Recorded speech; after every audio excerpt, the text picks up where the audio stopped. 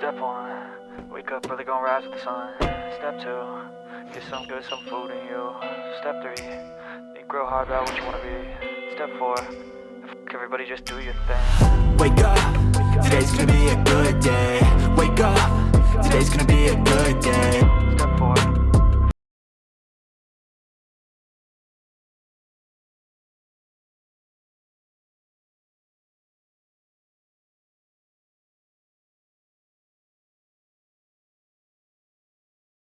Hey guys, welcome to Perspective with Itu. Boom, boom, boom, boom. And oh my word, today's show, woo! Let me tell you, all right? You guys are gonna thank me later, okay? It's gonna be a show filled with wisdom. It's gonna be a show filled with education, but it's also gonna be a show that's gonna leave you a different person. So, without any further ado, let me introduce you to our guest here today, Timothy Maurice Webster. Boom, boom, boom, boom. What's up, girl? How are you? I'm good. Good to Thank see you you, so man. much for joining me. No, thanks for having me. It's Yeah. I'm looking forward to it. I feel like we're going to have a lot of fun as well. Yeah, yes, Yeah. let's have fun, let's laugh, let's, Exactly. you know. So Timothy, we met when I was still a producer at Metro FM. Yes. Which show were you producing? As we see so show, it was called The Sound Revival. Oh, yes. From 3 to 6 p.m. Yes.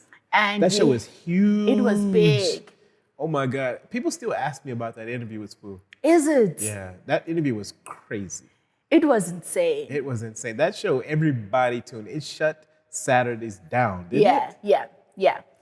I can humbly say that that was the biggest show on weekends. Yeah. It was probably one of the biggest shows ever in this country. Sure. No, I don't say that lightly because I've been on all these shows, right? Yeah. From Ukozi to YFM to Metro.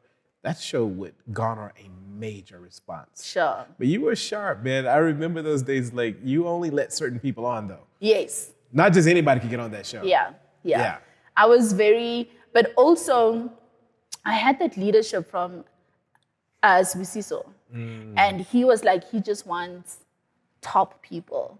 And for me, like, you were like one of them. You know, it was just like, this guy, this guy's amazing. And immediately when we had you, like, Sibisiso was like, oh my God, where did you get him? And I was like, I don't know, but he's so good. You know, so once again, thank you so much for coming. You're welcome. It's good to be here.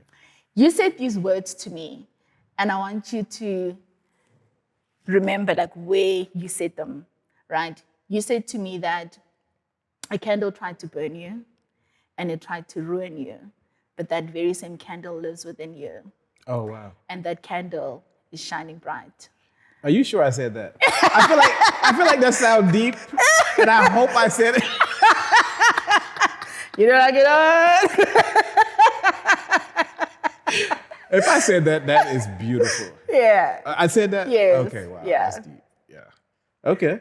And beautifully enough, immediately when you said those words to me, I was like, oh my God, yeah, he's right. And I started using that now in my talks. Oh, really? Yeah, so every time like when I like finish my talk, Yeah. I will say that quote. And like people are just like, oh man, oh my God. Wow. You know, and I'm just like, Wow. TM, trademark, Timothy Maurice. Just, give me credit, please. Royalties or something. Yeah. Oh my word. So Timothy's work is inspired by his studies in branding, design, and neuroscience from MIT, Massachusetts Institute of Technology, Sloan School of Management, and Brookston College. Timothy's research interests are personal brand leadership, brand influence, and gender equality.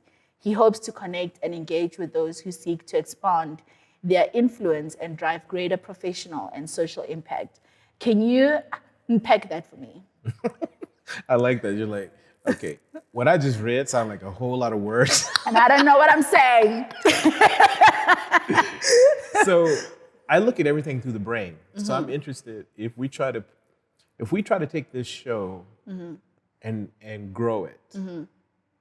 what do we need to do with the messaging to get in people's brains? If we try to brand E2 amongst a broader audience, not just an audience you think, what is it about their mindset that we need to hack into? So whether it's personal branding, leadership, identity, I'm interested in triggering interest in people's brains for stories, brands, and ideas, gender issues, inclusion, etc. I'll give you a good example. So branding is fairly new. It's only in the early 1900s. So people take for granted, like they think branding has always been around. Like literally in 1890, there was no such thing as branding. It was propaganda. So they used propaganda, which is a self-serving tool. Like if you are a propagandist, what you're doing is trying to make sure that you sell the better versions of you, irrespective of what people may think about you. So branding came about. Do you eat meat? You eat meat? Do I mean? Eat meat. Yes. Eat meat. Yeah. You eat bacon? I eat bacon. I love bacon. So bacon. You know that bacon was never eaten in the mornings.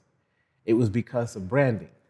Propaganda. Propaganda. Yeah. So the pork industry was struggling in the States. And Sigmund Freud's nephew, so the US was paying the father of modern psychology in Europe, Sigmund Freud, they were paying him to study the brain. And they were like, how do we get people to want things they don't know they want? How do we get people to desire things that they have no desire for? So they call that the consuming mind. And so the US government hired this guy named Edward Bernays to see if they could sell more pork because the pork industry was struggling. So they took influential CEOs and in the morning they said, if you want to be successful, you'll eat this in the morning. And that's how people start eating bacon. Yeah. So next time you have bacon, just remember it was branded Yeah. to link it to success is why you start eating it in the Sure. mornings. So that's my work. I'm interested in how do you get into people's minds and engineer and trigger desire to consume things that are positive, that are going to serve their life in a positive way. But why was that important for you? Like, what made you study branding and to Part of it was I had a crush on this girl who did not see me when I was a teenager. Do you know how painful that is? You probably never had that problem. No. But I had this girl who was like I was obsessed over, who did not see me because I was branded or known as the kid that was struggling in school. You know, you had the rich kids. Yes. And then you had the kids that seem a little bit dodge. Yeah. You know. So my parents both had lost their jobs. They were really struggling. Yeah. And so I couldn't wear the cool clothes to school because in the States we wore, you know, the nice clothes Yeah. and whatever. We didn't have uniforms. And so this girl, she saw that I was wearing the same jeans every day. You know, I was a little dingy kid. And one day I went to my mom and I said, look, I've run out of underwear. I don't have any more underwear. And she was like, well, you need to make a plan because we got bigger problems than underwear. Yeah. So I took an old t-shirt. It had a Batman logo on the front. I cut the arms out so I could put my legs. And I designed myself homemade underwear. Sure. I went to school thinking nobody can know that I'm wearing homemade underwear. So I went into sports class, PE, what we call PE. I went into a corner really quick to take off my pants and put on my shorts, hoping nobody would see my underwear. Yeah. But 2 kids saw them, and they brought the whole class over. And then everybody erupted, and they were like, these are the coolest underwear. Where did you get them? Oh, wow. So I became the designer in school. I became the creative kid in school. And then I became the popular kid. And then this girl who was ignoring me started following me around school. And she started liking me. And so that moment triggered an interest. I'm like, it was possible the whole time she could have liked me, but the desire had not been triggered. Well, from the less branding that you had. Yeah, so the fact that her perception limited desire. Sure. It's not that people don't want to watch this show who haven't seen it. Yeah. Maybe it hasn't been positioned properly for people to see it. Get my point? Maybe this show is supposed to be seen by hundreds of millions around the world. Sure. Maybe it's not the content. Maybe it's not anything. Maybe it's just how it's positioned. And so I became interested. And then I have a million other stories that inspired that. But I became interested in what's happening in the brain. Why are our minds, why do our minds limit us? And why do some people seem to hack that thing and be able to experience explosive growth? Because you could take two people from the same family, one go this way, one go the other way, right? Yeah. And so I became interested. What are those forces that's deeper inside of us? And I never believed it was somebody putting a curse on us. I never believed in that stuff. Yeah. I always believed it started with your own mind power. And so that's how I became interested in the brain. I am interested. Did you find out like what limits people? Because from a speaker point of view, I will say, you know, I got burnt, you know, and I managed, and now I'm the successful person. And then people are like, yeah, we hear you, but... I haven't gotten burned yet. Yes, you know what I mean? So now, like, for me, it's just like, why are people always limiting themselves? Why are people always feeling sorry for themselves? Did you crack the answer? Because I really want to know. I mean, every situation is different, right? Like you find, it's primarily the story you tell yourself. And it's primarily the unconscious story you tell yourself. I mean, the way we lie to ourselves is mind-boggling. Yeah. Let me give you one of my favorite studies is from the University of Toronto. They attached a ring around the base of men's penises and took those wires and connected to a computer. Okay. They did the same thing with women. They put a device inside of a woman's vagina and they connected to a computer. And then they flashed images really fast across the screen so that you consciously could not tell what was on the computer. But unconsciously, you could pick up. Okay. And so whatever you got a hard on to or you became aroused to and became wet to, that's what you were really attracted to. So then she looked at what turned you on versus what you said turned you on.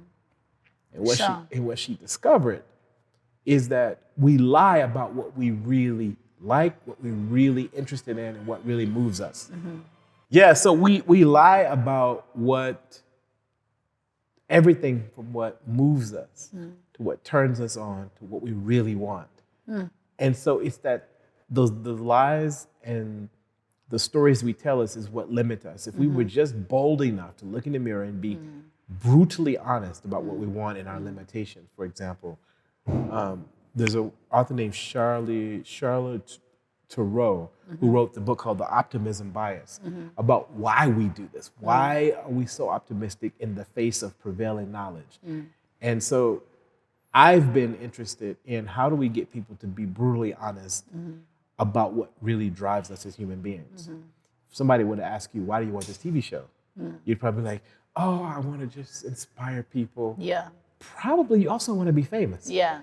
You know, so it's good to have both sides and not just one or the other. So it's good to be honest and brutally honest about it because that then attracts a lot more. Yeah. Because people on social media, they'll post this hot bikini photo and then they put the Bible verse. Just be honest. You like how your ass looks today. Yeah. And just say, doesn't my ass look nice? It would get so much more engagement if you just be honest. But we struggle with truth. And I think that's one of the biggest inhibitors of growth. And I struggled with that for many years. Like, I thought I was taller than I was. I thought, so the moment you start to confront the truth, it opens up. First of all, people enjoy you more when you're honest. You know what I mean? When you're honest about your vulnerabilities. And, when I step on stage, if I get on stage and I say to a crowd, guys, I did not sleep last night. I'm going to do everything in my power to focus because my girlfriend is stressing me out. What's going to happen? Yes. immediately people are going to start laughing and connect. Exactly. Because they can relate. Yes. Right? Yeah. Versus getting up there and acting like you got it all together Yeah. all the time. And people who do that, people who are vulnerable, literally the universe shows up with them a lot more. There was a Time magazine cover that showed the sheer power of vulnerability and truth. Sure. And I think we've been taught to lie to ourselves as a kid. Our parents tell us to lie to ourselves. Our parents say, no, you're fine. Ignore that. And you tell yourself you're fine, this type of thing. So there's power in truth and vulnerability. But then also, is that not part of like branding? So if you are that vulnerable, are you not afraid that people might judge you in a certain way and they might put you in like a certain position that you don't want to be in? Well, so we're in a different era now, right? It's very difficult if you're going to try to brand yourself to be a facade. You're just going to walk around with targets on your back because people are not stupid. Yeah. Like Sure. you cannot fake this thing anymore. Back in the day before social media, you could put. Now it's much better to just be raw about stuff. Like, I think part of to get the branding part right. Let's say you're a BMW.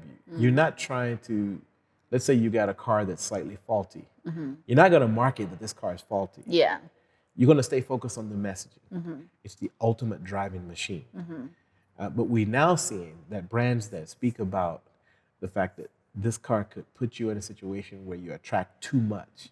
For example, that is alluring to people, that level of truth. You get what I'm saying? And so even in your own desire, you've got what I call your default messaging system. Your default messaging is, I am E2, my goal is to offer you perspectives and to inspire you to rethink your own possibility. That's your signature. And then underneath there, you got your subtext, which is, I'm enjoying growing my own brand so that I can reach more people. Sure. So yes, I love this. Yeah. So you got two narratives, you got two storylines that build the broader narrative. You get what I'm saying? Yeah. And so that's really important that you explore the truth on those two levels. You're not hiding from anything. And people are drawn to more and more to authenticity, I think. Sure, I love that. And of course, you're an author to 5 best-selling books, Personification, which talks about a new way of seeing your personal brand's potential, which is basically what we were talking about, Feeling Futures. And the foreword was by my mom, Jenna Clifford. By the way, she made my ring. Oh, nice. It's stunning. Very nice. Right? And then you also spoke about Feeling Futures, which is the story of Tepiso Posa, a woman determined to use her position in the full industry and relating industries to help other people's futures. Can you tell us a little bit about Feeling Futures? Yeah, I mean, so the first 4 books I did was about the psychology of image and personal branding and what was happening in the mind. And I just wanted to do a case study. So Feeling Futures was a case study about Tepiso Posa, how she was building her brand as a woman who works in the fuel industry. So we call it Fueling Futures, how she was using the fuel industry to inspire other people, how she was using the fuel industry, which is so male-dominated, how she was overcoming her own challenges, how she was dealing with her own insecurities, etc. So it was just a case study. So we told her story, how she built her brand, and so forth. I felt I wanted to move from theory to how did you build your brand as a woman? Yeah. And you know, I wrote for Destiny for 10 years. I wrote for Forbes Woman. I wrote and did a lot of work around women because inspired by my mother. And so she was a female case study, and I wanted to see how a young woman is building her brand. Yeah, sure. Can you just let us know about a little bit about your mom, like how like you were raised, your relationship with your mom, Yeah, I mean, I grew up in a family, my father and my mom, they're good people, very sort of, you know, I grew up in the South in America before I moved to New York. Yeah. People who are just down home, good Christian people, average human beings, and yeah, she's just really inspiring. But when I grew up, I saw that my dad made more money, and he used that, and they were doing pretty much the same job, and he kind of used that in the home to gain power. Okay. And so I became interested in gender pay gaps and how patriarchal forces and how we use our power, you know, inside of relationships. Yeah. And so I became interested in that. And, you know, my mother went through a lot of tough challenges. At some point she had a breakdown. And I looked around and I thought, this woman is too strong to be breaking down. So there must be something deeper happening in the mind. So that also made me want to study the brain. Okay. So yeah, they're about to celebrate in July their 50th wedding anniversary. Oh, nice. And they don't have much. They're very humble, you know, but you know, they're the type of people who just, I think, kept me alive through their prayers and that type of thing. Yeah. And how important is it for you to use personal stories to help people as self-development? Yeah, well, I mean, let's take your story, for example.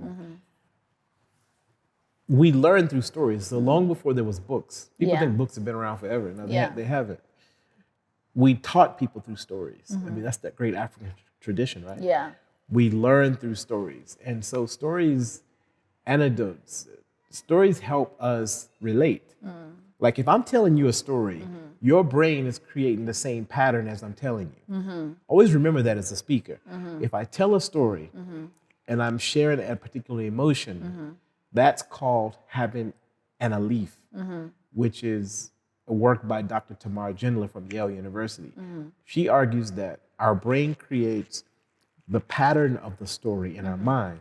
So if you tell me a story about somebody who started crying, the part of the brain responsible for crying starts to move. And so we can feel, even though we're not there, we can feel what the person was going through. That's why we go to movies, right? Yes. You see people, you know there's nobody who really died, but you're in the movie crying, Yeah. right? Yeah. That's called having an alif. It's your imagination's beliefs. So our imagination has the ability to believe. And so you tell stories so that people can feel the truth in the story. Sure. And that creates a pattern that you can always relate to. You know, that's why I think, was it Maya Angelou says, people may forget what you said, but they'll never forget how you made them feel. Yes, Because yeah. what she's saying is that that pattern is there. So even if you forget it, it's still there. Yeah. You've created the pattern with the story. Yeah, sure.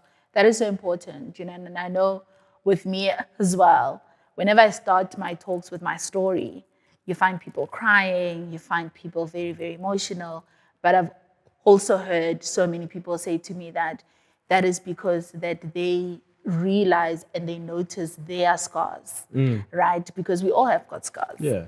you know, and when they hear me talking about the fire, they are immediately thinking about their fire, you know, so it's so beautiful, like how you said. You made me think about Mo Fire.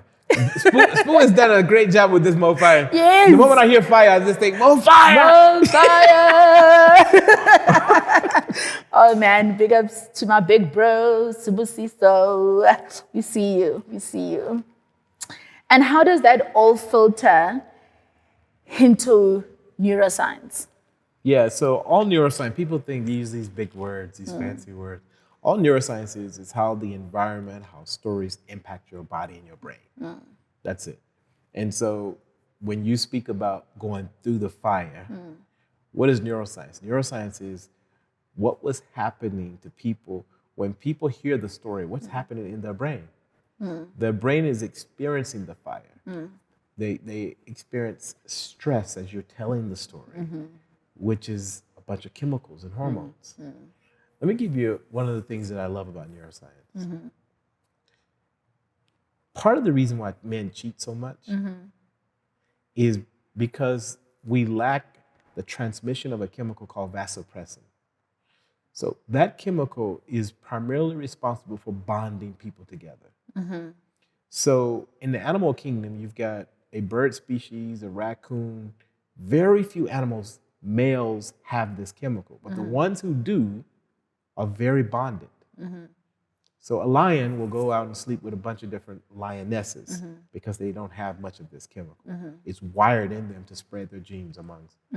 Same thing. Very few guys have it.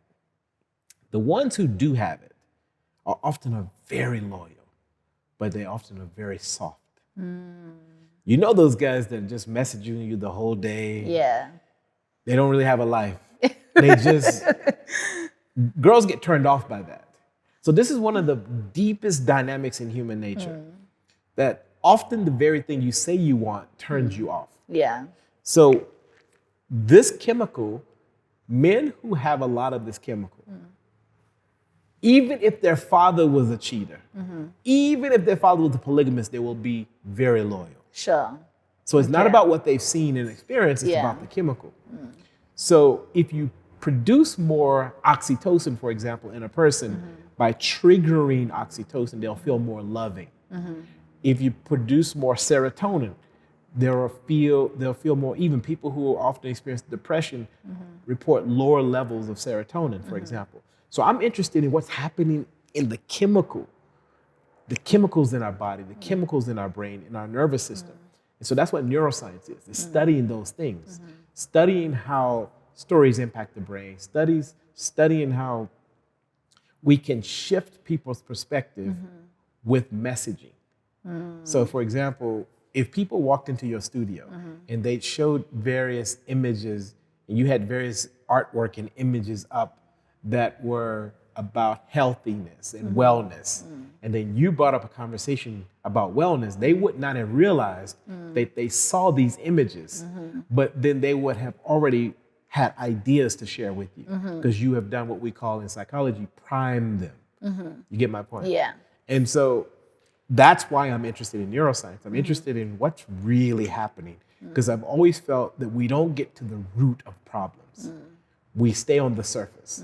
And if you're going to solve problems at a high level in human psychology, you got to know what's going on deep inside the brain. Sure. And what is the one way have you managed to get through to the root, of problems that people face? Well, partially it's firstly getting people to admit that probably they've been lying to themselves because it's scary to admit. You know why scary movies are the biggest grossing movies? Because, or even movies with violence and murder. Why does it intrigue us so much? It's because we all have this primal instinct to want to kill somebody, but we don't do it because we tell ourselves it's probably not a good idea.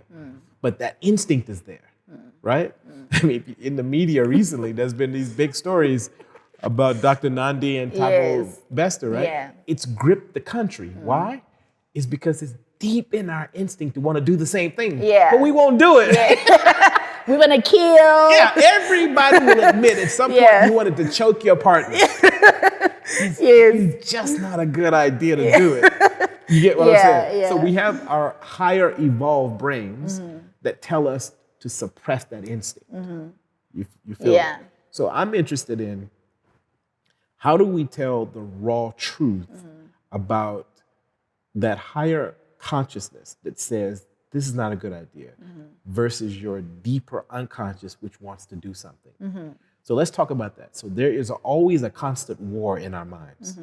There is our primal instinct that's difficult to control. So you and I have been talking, you've been blinking the whole time. How many times have you told yourself to blink? No, it's not just been even once, happening. yeah. It's been programmed in your genetic coding to blink, to protect your eyes. The same thing with being turned on. You cannot tell your body if you see a beautiful, a handsome man or a beautiful woman, you cannot tell your body not to be turned on. Imagine at the club going, you know what? I am married. Stay calm. Yes. Imagine you in the mirror in the club telling yourself. Not now, not now. Hold up a little bit. So this instinct is happening. But then you've got to have your consciousness to go, I've got a script, I've got social contracts, so I'm going to suppress that thing. So that war is always happening. And so what I try to do is help people identify what is the actual war you're really facing. Because we only want to admit the one side. We never want to admit to the other side. And so if you can paint the picture of the actual war, what is the war really? I'll give you a fun example. Early in my career, I really struggled with spending too much money on sneakers. And I'd go out and spend 12, 15K on a sneaker. It's funny, before we started this recording, I was on Instagram looking at sneakers. So I still have this war. Yeah. And part of the challenge is when I was a teenager, my family couldn't afford to buy me nice sneakers. Nice sneakers. So I actually wore, Jordans. In the back of Jordan, he's got his legs spread. Like, yeah. My parents bought me the knockoff version. Guys, there's nothing worse than having fake Jordans growing up as a teenager. So mine, he was like this on the back of the shoe. And they made this because they were cheap plastic, they made a clapping noise. So I'd be walking in school and then my shoes sound like this. So people okay, this is horrible, guys. But actually I'm fine now that I think about it. You've healed. I'm healing.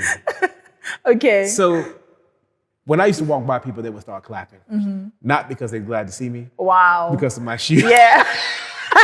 They're like, oh. Here comes plastic fake shoes. So what I was doing was, I would say I'm buying these shoes when I got older. I would say I'm buying these shoes because I want quality. That's my conscious story. But my unconscious story was, I'm buying them to fulfill the pain of me as a teenager. Now stay with me. I'm sitting there buying this shoe because there's a hole and a void inside of me that is in deep pain. And how many of us black people do this? Yeah. You see us walking around with brands everywhere. Yeah. All that is a signal that I grew up in poverty. So I need to let you now know. I need to let you know, plus I need to feel better about myself. Yeah. Right? So that's unconscious. Yeah. But people rarely say that. Yeah. People rarely say, I bought this to feel better about myself. They say it because they think it's nice Yes. or whatever. So those two stories are at war inside of all of us. And the moment you can get people to be brutally honest, then we can talk about what this pain is doing to your brain and your nervous system and how it's holding you back. Yeah. We can talk about the raw. My issue, can I just be brutally honest on this thing? Yeah. Let me tell you my issue with a lot of church people. So we will pray for things that we haven't been honest about. Okay. So you will go on this journey and deep in prayer and all this stuff, and you haven't actually told the truth to yourself or to God about what you really want. And you expected answers. And then you wonder why the answers don't come. Yeah. And so I have just been completely fascinated by getting people to look at what is really driving me versus what I say is driving me. Like, why do I really want this girl? Is it because she's this or that, or is it because she makes me look good around my friends? You get my point? Yeah. And the moment she stops making you look good around your friends, you can't even get turned on by her anymore because you've never been honest about it. Sure.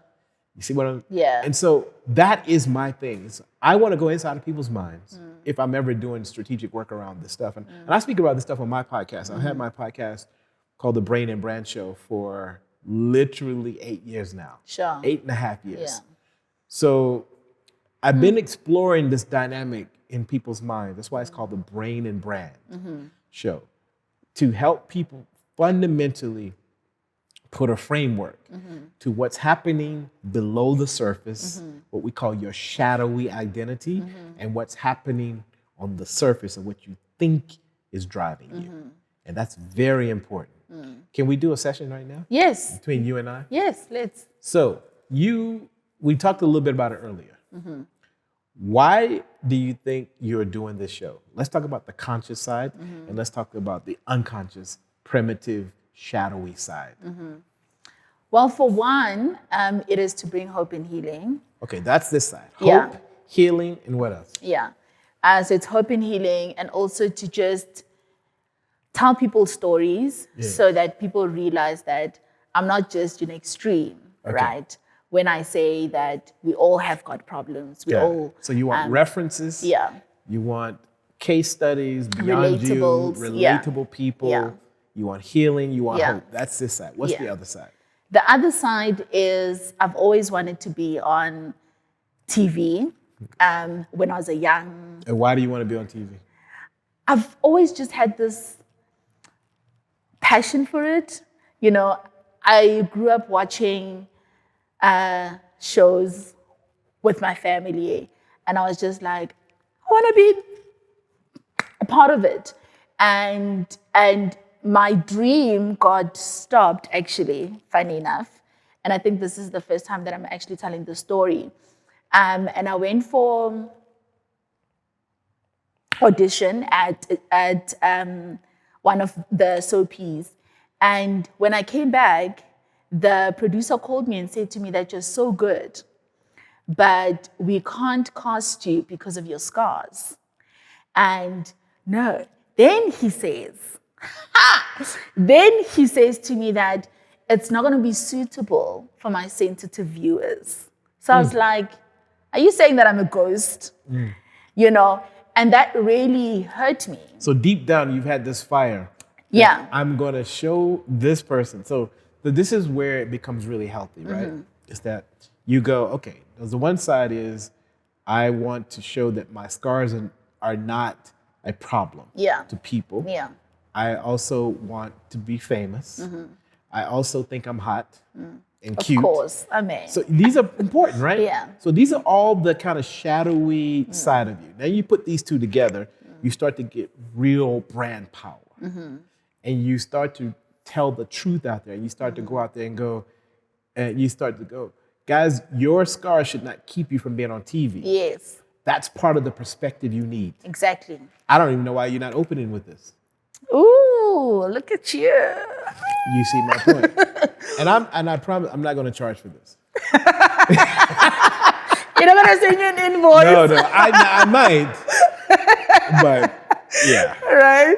But this is the thing. So this is the thing. We call that reconciling the conscious and the unconscious.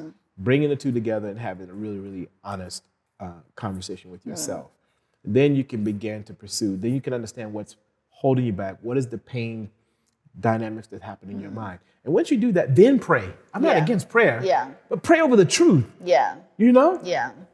It's like, you know, I sometimes I have fun with women because you guys lie to yourself more than any, like, men in that study I was telling you about from Toronto, they discovered that the gap between what men say they're turned on by versus what they're actually turned on by, what they say versus what they actually turn on, there's a gap, but women's gap is really wide.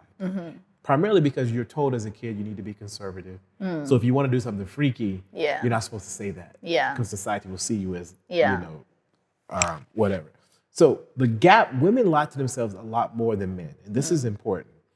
And so if, for example, you decide that you want to have bold, radical conversation, and if you ask your guest, for example, I want to know the truth. I don't want to know the lie you told yourself. That type of raw level of conversation on this show will cause this show to pop. That level of truth, because if you don't speak about the obvious, people can see there's a scar, right? Yeah. But if you own it, it doesn't become a scar. Yes. Yes. You own it. Yeah. Guys, you're not limited by your scars. You can be whatever. That's when things fly off. That's when things have power. Yeah. Yeah. When you want to know questions like, who are you smashing? Yeah. Like questions like that. But now doing it in the most wise way. Yeah. You see, that's what he's doing and why MacG works. Yeah. Now you get it. Because people want to know. Yeah, so they want to know. Who are you smashing? But you're now doing it on the deeper psychological level. You feel me? And so, but you can't have that level of power if you've never been honest about it. And that's the thing to hold people back. Yeah, sure. And I love that. And I think for me, it was so important for me to bring my stories, across, just to say that now that I've gone through the healing process, I am now able to come out and say that we are not limited. We can't be limited just because somebody said this. And subconsciously, it led me to go and study media, right? And then I worked behind the scenes. Yes. And because that is not where I wanted to be. Yeah, but you learned how to master behind the scenes. Yeah. Which is why you got, people can't see, but you got these elaborate setup here where Sure. there's like 172 cameras. But you learned how to master the system. And so that was necessary. Yeah. Even though that wasn't your passion, Yeah. it's part of the process of purpose. Yeah, sure, it's so beautiful. Oh, I'm so proud of myself. You should be. You should be proud of yourself. Yeah. But it takes a greater strength of power to eventually live your truth, like you're saying. Yeah. You know, and say that I'm going to be in front of the camera. Yeah. I'm going to live my passion. I'm going to live my truth, no matter who says what, right? And it may not come now, but it Yeah. will come if you keep. And that's the thing. I mean, I had a pastor who told me years ago, maybe this is my issue actually. I had a pastor who told me I'd never write a book. When I wrote my first best-selling book, I signed it for him. And if I probably shouldn't say this, but if I had known Afrikaans, I could have said, but I wouldn't do that to the pastor. Yeah. That's not Of right. course. That's not right. Yeah. You keep bringing in God and prayer life, you know, and so forth. What is your spirituality like? You know, I am, my foundation, I'm far more spiritual than I am religious. I'm very rooted and anchors in the belief of God to an extent. I mean, I've, you know, it's funny, I've worked on every continent around the world. So I've studied everything from Christianity to Judaism to Buddhism. Like, I've studied every religion, and I'm interested in fundamentally what's moving people's hearts. What is the symbolism? What is the spiritual root? What is driving every person's heart? And what I can learn from those. But at my foundation, I am rooted deeply in my parents growing up in the Baptist church in the deep South in America. I'm rooted in that Christianity. But I'm very open to learning from different faiths around the world. And that primarily because it enriches me to see how similar we are. You know, when I learned that, you know, Buddhist beliefs or Confucius beliefs and Judaism all have at their core sacrificing, materialism, Sure. in order to connect to your deeper self. You know, that's encouraging and enriching, you know? Sure. How does your spirituality get you through the hard times, those times when you just feel like, okay, no, like there's a lot for me? Let's use, for example, like Jesus. What did Jesus do when things got hard for him? He would often disappear and go to the mountain by himself. Yeah. He'd tell his disciples, peace. Yeah. I need to go but by myself. Yeah. So that's what I do a lot. I shut out the noise, shut out my phone, because these phones are addictive, Yeah. right? You know, looking at you slaying on Instagram, this stuff is addictive. So you got your big show, I still want my show. Now I'm stressed out, can't Yes. figure out what's going on in my life. Yeah. And so I'm trying to buy wine, can't afford wine. Meanwhile, you got 2 wine glasses. You got wine bottles, not even using them. Now I'm stressed out. So I shut this thing off. Yeah. And I go into silence. I believe a lot in the power of what we call shutting off your prefrontal cortex. So let me explain what that is. So the front of your brain is the prefrontal region. So the prefrontal cortex is what's separate from my brain, your brain, and a monkey. A monkey has pretty much the same brain as us, as humans. The difference is this part of the brain in the front is not as advanced. If you have a dog, your dog is not sitting at home wondering what we're going to do for December holiday, Yeah. because that's the role of this part of the brain. Your dog has a very similar brain than us. It's an emotive brain, a brain that will get you excited when he sees you or she sees you. But this part of the brain, the front part of the brain, is called the prefrontal cortex. That part of the brain is highly stressed out because it's constantly trying to figure out who is who is a threat, who's not a threat, Yeah. who should I be with, what we doing tomorrow, where we gonna eat. You get my point? Yeah. And so part of the reason that you need spirituality is you need to be able to make sense of the mysteries in the mind. When things you're not sure, You get answers by shutting off this part of the brain. That's why even the Bible says, be still Yes, and know. that What I'm he's saying is God. shut down this part of the brain because Sure. it has the responsibility from worrying about the future. Yeah. And so by shutting this down, you then get quiet. And then God often speaks through nature. If you look at the Bible, for example, it also speaks through the wind. It speaks through the trees. Go spend time in nature. Allow nature, the universe, and God to commune with you. Allow nature, God, to make love to your deeper unconscious. Sure. So it's really important if you get stressed out to shut down the noise, shut down the prefrontal cortex, and allow God to speak to you. Because how is he going to speak to you if you're just looking at Slay Queens on your phone the whole day? Yeah. Right? Yeah. So, yeah. Sure. That's my process. Yeah. Is shutting down the prefrontal cortex, getting in quiet spaces. I go for runs in the morning. I'm in quiet spaces. I shut down. If you go to a spa treatment, if you go plant a garden, if you go walk in a park, basic stuff. You don't have to spend a lot of money on this. Go and do basic stuff. It gives you additional capacity. It rejuvenates you and gives you extra power to be able to do it. If I were you, before I did every show, I'd spend quiet time alone, minus your highly evolved production team, and allow yourself to be fully present. Just schedule that into your time of the day. Yeah. And then watch what happens to your actual show. Sure. It'll go pop. It'll go Yeah.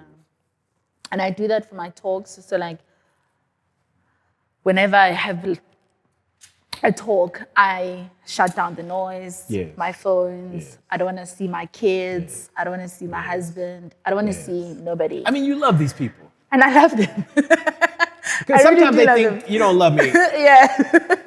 You gotta tell people. Yeah. It ain't about you right Yeah. now. Right? Yeah. Yeah, exactly. Yeah, it's not about you. Yeah. Yeah. So Timothy, so you have a coming to South Africa story, right? A lot of people have got coming to America story, but you have the complete opposite. I mean, people are running away from South Africa. Why? Why are people running away? Because of the politics, ESCOM. I mean, now we need to finish because load shedding is coming. You know what I mean? It's a mess. What time is load shedding, guys? Hey, we need to wrap it up. Okay. Do you know what Yeah. I mean? The greed, corruption, politicians, potholes. I mean, the list is endless. So let me just tell you this. The benefit of working around the world is you realize just how much most countries are the exact same. There's greed, corruption in every country. You can't go to Brazil without, that's the first thing that comes up. I've met President Lulu before in Brazil. That's this whole challenge. You've got the conservatives who hate him, the liberals, the progressives who love Lulu. You go throughout Europe, it's the same issue. You go throughout the continent of Africa, you go to America, chaos. People getting shot, you know. So for me, I've been very fortunate that I spend about half my time of the year back in the States working. I consult for the U.S. Department of Commerce Nice. as Global Learning Director. I do a lot of work globally, but my point is, part of the reason why I stayed based here is the explosive potential in human beings. I think this is the social innovation hub of the world. I believe that coming here, I've learned more about human nature and more about how people operate at their core than I've seen anywhere in the world. I think this country is a treasure on many levels. I think people like you who are at their core inspiring and intellectual and interesting, coming from cultures that are just deeply fascinating. I mean, if you go and study most deep African cultures, particularly in this southern African region, the British were scared because of how advanced. This has now been proven. It's been written. There's a book I read written by Dudley Kidd in the late 1800s. He wrote back to the British that you'll never be able to fully conquer the locals, because they sent anthropologists to study what was happening inside of the kraals, to try to understand what was the mindset of people. And he wrote back, Dudley Kidd wrote back, he said, you'll never be able to conquer these people. They're far too advanced. Their social systems are too strong. And so I've learned from those robust systems. They've made me a better person. They made me a better human. And so for me, it's, you know, it's an honor and a privilege that people even engage me. Because no, I mean, most of my friends who have been American, who have tried to come here, nobody cared. I feel like it's only because I've been open to learning that people have been open to listening to me. And so that's been my approach, and it's just made me a better person. And so I feel fortunate that I can, you know, kind of do both, but being based here is it's such a blessing. But what brought you here? So I was in a long-term relationship with this woman that I met in the States, who we, can I tell you a crazy story? Y'all ain't ready for this story. So my ex was part of this Mandela family. And I don't tell this story much, and it's crazy that I'm telling it now. But she was also a princess Swaziland, and you know there's a lot of them, but then there's a few of them that are quite prominent, that are very close to the king. So she was part of one of those families. In fact, she was in the States on a king scholarship. But her aunt was married to the Zulu king. Now, I just gave you the family tree. Yeah. The aunt was married to the Zulu king. She used to have her cousin come visit her in the States. And I remember we used to joke or whatever, and they were like, this guy's gonna be king one day. That dude is king now. Bisu Zulu used to come visit us in the States. And so that's how I ended up here. I ended up, because she felt that she thought my work would be well received here. She thought that my approach, my attitude to life would be well received. And so that's what happened. I came here to visit a couple times, and I was just blown away. I started writing a column in the Star newspaper back when people read newspapers.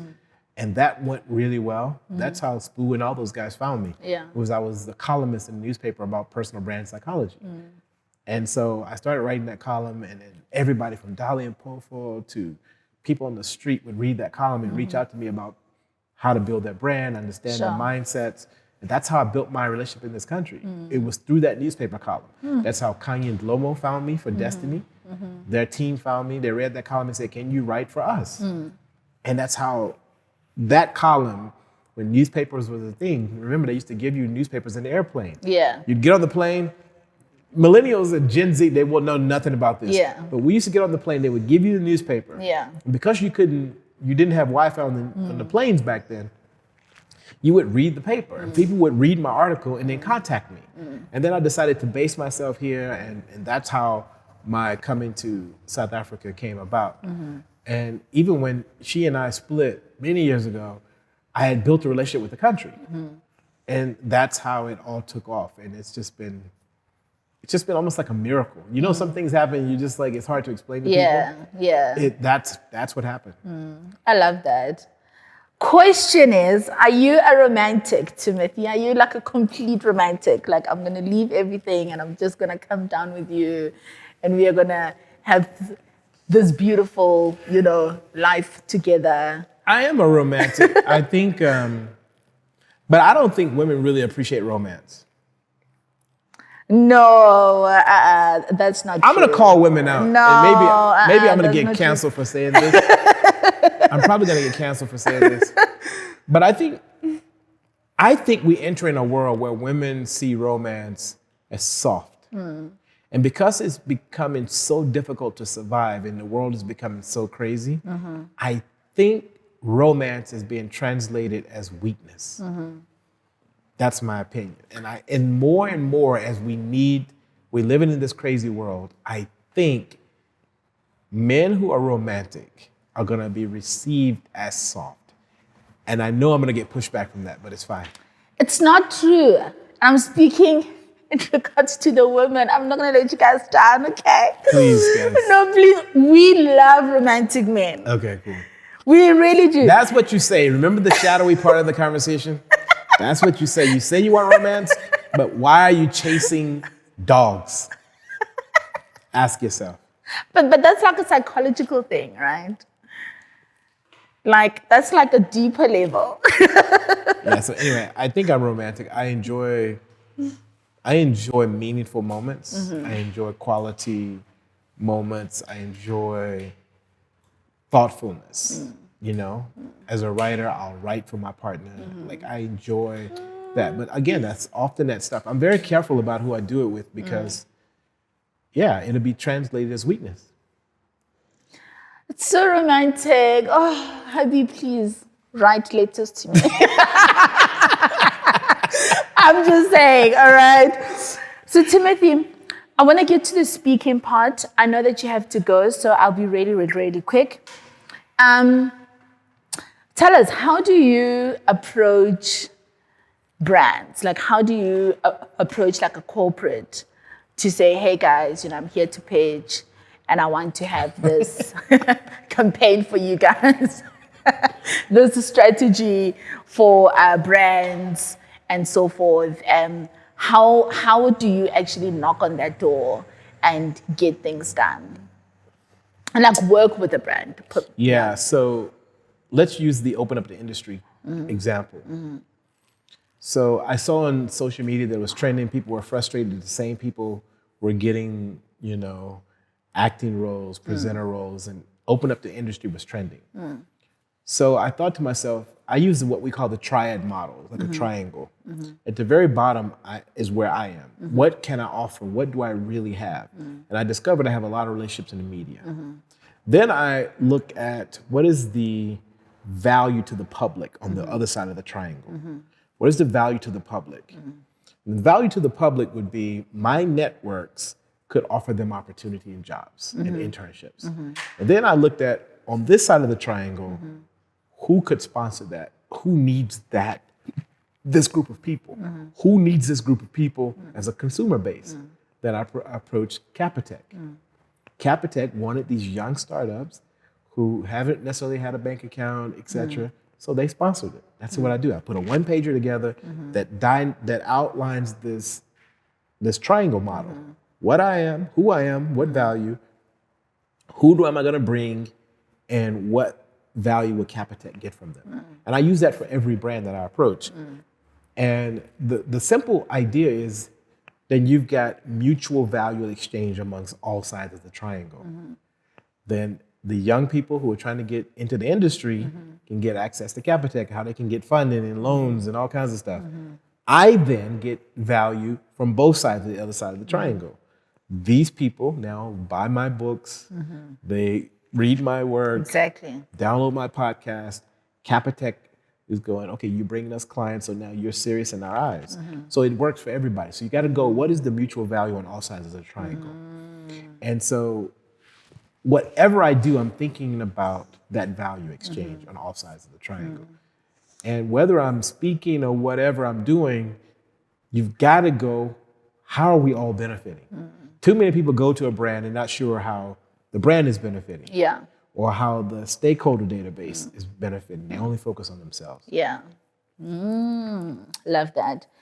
And how do you stay up to date with the industry's trends and, developments? I'm only interested in the trends in neuroscience and behavioral psychology. I'm not interested in anything else. And in behavioral science and neuroscience, I will be the leading thinker in my mind. No one is going to outcompete me. And if you try, you're going to quickly learn that I'm going to bust your ass. I'm going to know more than the next person. Yeah. And if you come on the stage with me, it's going to be bad. It's not going to look good for you if you come on trying to fake it. Because I go very deep in this stuff. The rest, I don't care about. Sure. And I want to leave it with this. Walt Whitman Jr., May 31, 1819, gives birth to Walt Whitman Jr. And his work at the time was controversial, particularly his 1855 poetry collection, Leaves of Grass, which was described as absent for its overt sensuality. What draws you to his poetry, and how do you start finding influences, in his work? So Walt Whitman was exploring truth and what was happening. He had sort of a convergence between the sciences and and poetry, the arts and the sciences. And that's kind of where I am, is trying to combine the soulful, sensual truth of human nature and the higher cognitive side of human nature. Because we all got those two sides. You got your deep sensual self that you don't talk about, what turns you on, what makes you orgasm. Then you got your higher conscious self. You know, you got your thoughtful, nurtured mind, you know, your strategic mind. Those two have to live simultaneously. And it's the ability to create simple frameworks, simple language. I want to simplify neuroscience. I want to be able to put conversations in place that move people because it's so simple. That if anything I've said today on this conversation, hopefully I've been able to take highly complex stuff and simplify it in a way where people go, that actually makes sense. It's not just talking jargon. He's not just talking to try to sound deep. He's actually made this simple for me to think about how it applies to my life. And that's what moves me. Sure. And I've got 3 last questions for you. What is your perspective on where South African youth are right now and where they should be? I think South African youth are tenacious and highly creative. You can look around the world and some of the international luxury brands, for example, are copying South African talent. So South African talent for me is bold, creative, and innovative. And obviously you've got the side that are frustrated, that they don't have the resources they need. And I think they should continue doing what they're doing. They're putting pressure on politicians to step up, to be more accountable. I mean, South Africa's youth is always, they're the reason why this country changed. You look at the youth of 74. You know, 76, sorry. 76. I mean, they are the ones that drove this change in this country. So the youth are driving change. Sure, love it. How do we get out of the financial rut that we are in with over 40% of youth unemployed? Well, we need more entrepreneurs to create opportunity. It's not enough just to replace the existing crop of people in the workplace. Because there's only, I think the last time I heard, there's only 1-something million white people employed. I don't know if you know that, in actual jobs, in corporate jobs. So let's say we got rid of all of them. And you put blacks. You still got 19 million unemployed blacks. So that's not necessarily the answer. The answer has to be to create more opportunities.